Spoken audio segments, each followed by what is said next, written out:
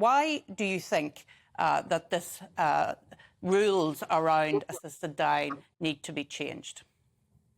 I mean, primarily because the current law which bans assisted dying is forcing dying people to suffer against their wishes. Research shows that 17 people a day will suffer as they die, and that's despite the very best care.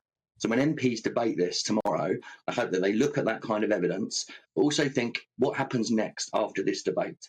And I would ask Parliament to issue some sort of inquiry or perhaps get a select committee to look at the evidence, pull it all together and to really provide some proper scrutiny, because I don't think Parliament has had enough time to look at this issue in full.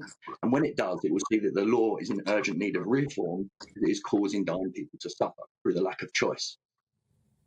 So, Calum, what's your response to what you've just heard there from David? Well, obviously, I think all of us can understand the difficulties involved in these often horrendous situations. I work as a medical doctor as well. I was in Canada just last week, where they have what we would generally call assisted suicide, because, of course, we already assist people in dying through palliative care. What this debate is fundamentally about is whether we can help people to commit suicide. Now, normally when we have someone who is suicidal in my job in medicine, we do our very best to help them. And in almost every case, we can help them and end that suffering without ending their life.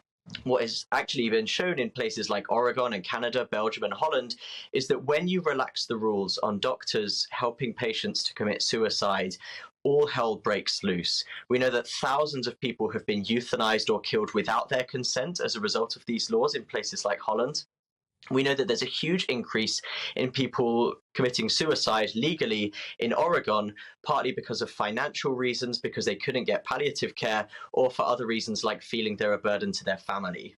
And so I think we really need to make absolutely sure that we have the right care possible of preventing suffering in the first place before we start offering doctors a way to end their patients' lives themselves.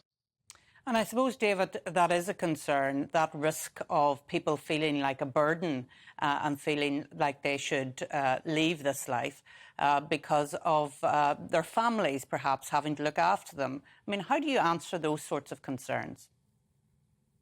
I think it's important that we do answer those concerns, and I hope a parliamentary inquiry could make a step forward in doing so.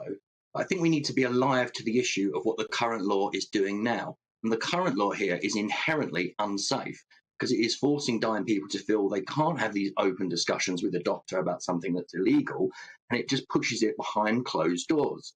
And I can give you an example. There was a man called Charles who was dying from cancer, and his daughter Zoe was looking after him. She arranged for some neighbours to stop in and see how he was. And imagine this, you go around to check on your 80-year-old neighbour who's dying of cancer, and you find a note pinned to his front door which says, "Don't come in, I've killed myself, I'm in the garage, call the police." And this is what happened, and the neighbours sadly ignored that note. They went into the garage and they found poor Charles hanging from the end of a rope. Now, I don't see how anyone can say the current law is acceptable when it's forcing people into lonely suicides happening in secret and behind closed doors. We need to bring everything out into the open because the current law is unsafe. And Calum, how do you answer that distressing example that David has given? Because, of course, there are those who are coming to the end of their life in incredible pain and they just want it all to end. Well, I think what we need to be doing is what the government is doing, which is increasing the palliative care available so that these situations don't happen. All of us are appalled at these sorts of situations and appalled at the thought of suicide, and we all think there should be better support to stop that happening. The question is how best to stop that happening as much as possible. Now, when you actually look at the statistics, when assisted suicide is legalized, there is actually an increase in suicides, including suicides out of the medical system. So it just doesn't seem like legalizing assisted suicide is the solution to these kinds of problems. It actually increases the problems, increases the number of suicides. So there's been a call for example, a committee to look at the evidence, but the government has looked at the evidence time and time again. They found that 90% of palliative care doctors in this country oppose assisted suicide. They have found that there has been huge pressure in other countries like the Netherlands for vulnerable people to take their own lives when the law has been liberalized. And so ultimately, this law is protecting vulnerable people and trying to give them the best support, rather than putting them in a position where they have their lives ended without their consent, which is what happens in thousands and thousands of cases in the Netherlands. And so, of course, we agree that suicide is a huge problem. Of course, it needs to be solved and we need to do better.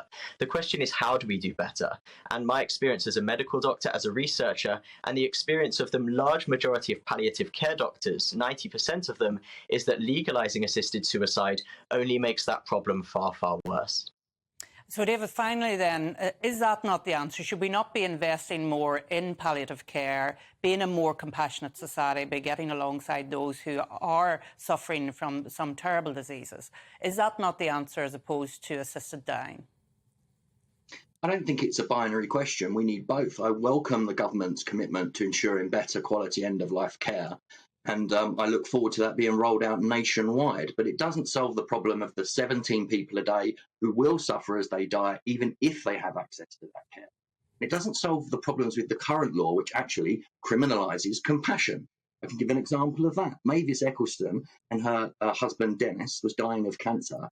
He took matters into his own hands, but he did have some assistance from Mavis. So shortly after he died, holding Mavis's hand, she was taken from the hospital in a nightgown and slippers to a police station and arrested for murder. Then the family were put through the trauma of an 18-month trial, only for Mavis to be found unanimously not guilty.